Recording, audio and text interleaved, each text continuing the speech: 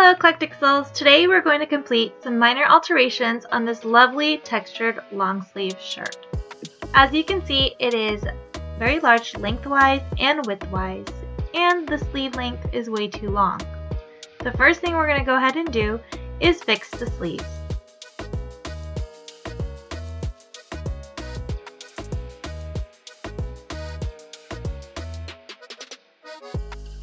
We're going to start off with turning the shirt inside out. We want to go ahead and measure how short we want the sleeves to be. We are needing this fabric to make the cuff, so just fold it over and see what length you would like it to be at. I'm going to do about mid forearm. Went ahead and marked it with my tailor's chalk. You can use a pin, whatever's easiest for you, and make sure you complete that on the other side as well.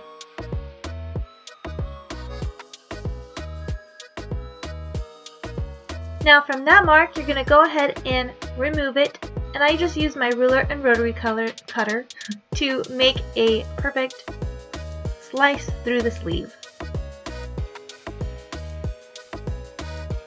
You want to go ahead and set the shirt aside and measure your palm. I forgot to do this at first, and I made the cuff way too small. I could not get my hand through. So I went ahead and measured, and I have about a 9-inch palm. And I made sure to add 1.5 inches for seam allowance so that I could have a beautiful hem.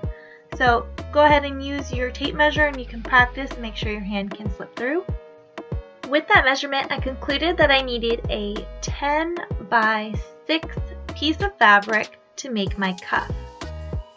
I went ahead and just folded the edges to create a nice hem and even, and folded it over in half.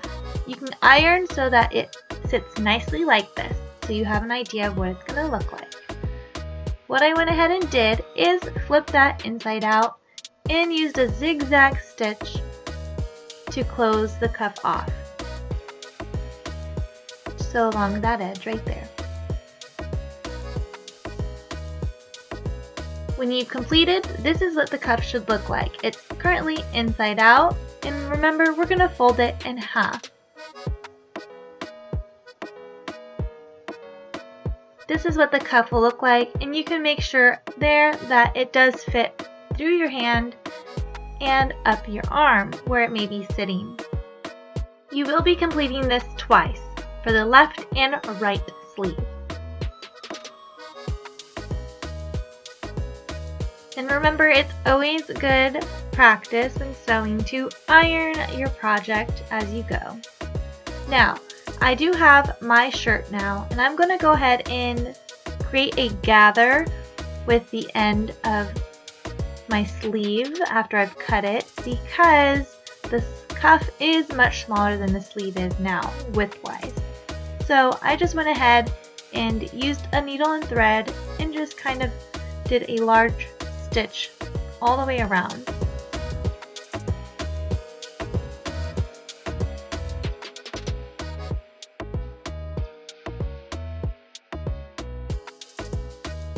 As your stitch comes to its end, you can go ahead and separate the gathers so they are even all around.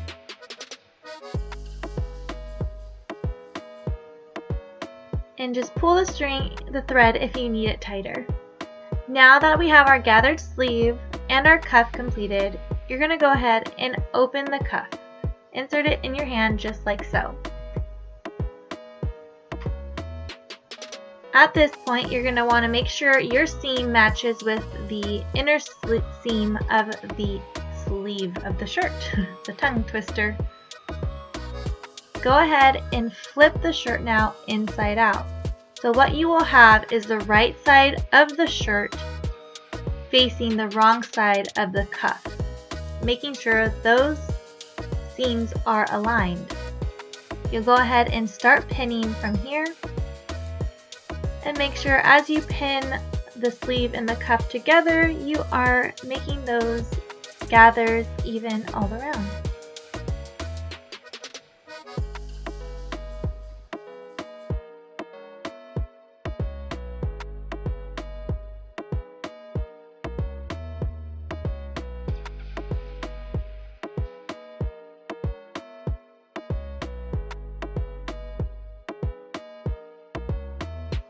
Once you've finished pinning, go ahead and sew along the thread that you actually stitched. You're going to sew right above it, just like this.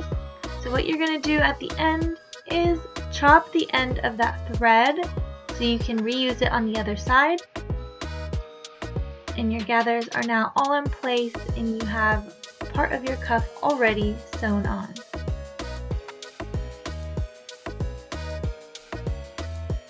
Now we can turn the shirt the right side. And as you'll see, the cuff is the wrong way, but remember we are folding the cuff over. And we're going to go ahead and cover that all up. Make sure that folded over edge is aligned with the seam of the shirt again. And what you'll want to go ahead and do is just sew down that piece that is kind of sticking out in the inside. As you can see here, you want that flap to stay down. So when you sew, you're going to sew a top stitch on the cuff all the way around, keeping it secure. After that one sleeve, go ahead and repeat that onto the second sleeve. Here's going to be a little sneak peek at what the shirt will look like now. The sleeves are a little bit more puffed and gathered there, so they don't go past my palms. I don't like when shirts do that, and I'm sure you don't either. Now, the next thing I want to do with this shirt is add a little bit of a waist to it because it's non-existent. What I'm going to go ahead and do is just align the bottom two buttons, and with that it creates a little tunnel that I can put elastic in. So with the elastic, it should raise itself up to my waist, and I like where that's going to go. 1 inch elastic is what I'm going to go ahead and use for my waist. So I'm going to go ahead and mark 2 inches from the top of that second to last buttonhole, ensuring I have room to insert this elastic once the folded hem is created.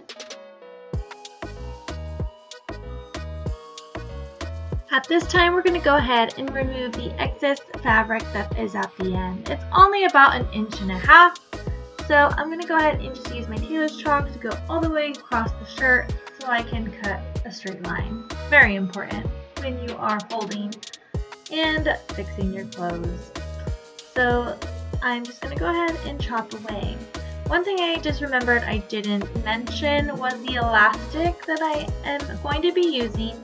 I actually measured my waist, which is about 33 inches, and I'm going to just take 5 inches away so that I have more of a snug fit, and the elastic will kind of bunch the fabric up. But when it stretches, it will fit around me perfectly.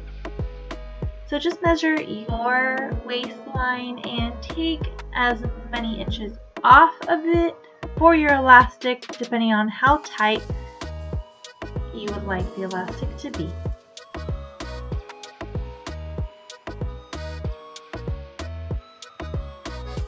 Now that we finished cutting off the excess fabric, we are going to go ahead and just fold a small hem on the edge of our shirt.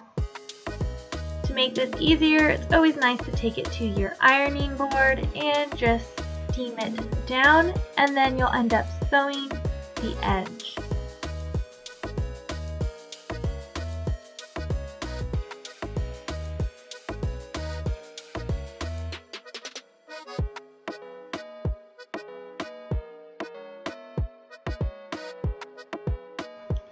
Here is what my hem will now look like.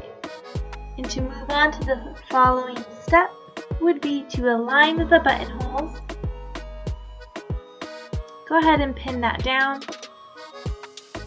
And remember, we have about 2 inches that the tube of the elastic will be going through. So we want to leave that space there.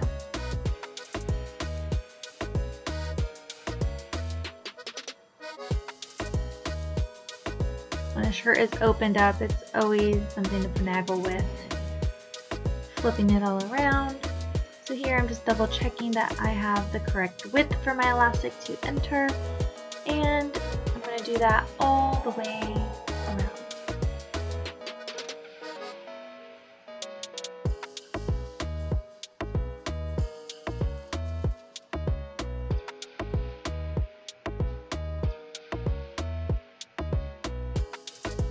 Sorry for my wonderful arm stealing the show away. It needs sun badly. So we'll sew along that line. So it is all completed. Next, we are going to insert the elastic, and it's always nice to have a safety pin handy to help you make its way through any tube that it's going to make its way through.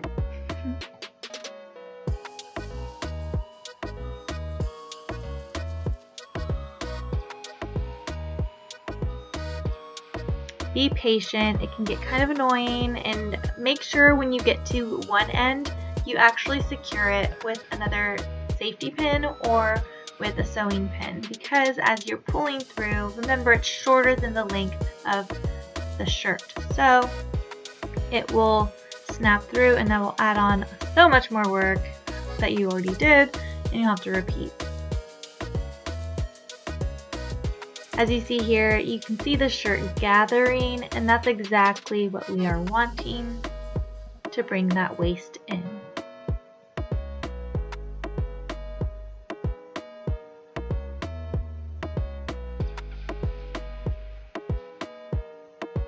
Once we've got to the end, we're going to go ahead and just secure that with some sewing pins, because we are going to finally close off the loop that we created.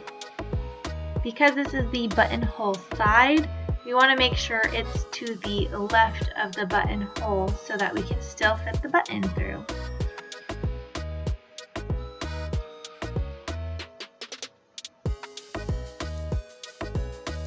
I will sew along the inner part first to secure the elastic, and then just to close the inside portion of the buttonhole. Here we are going to put it on the right side of the button to keep the elastic, and then just sew a straight stitch down that inner part to close it off so it's not opening up. And we're all done.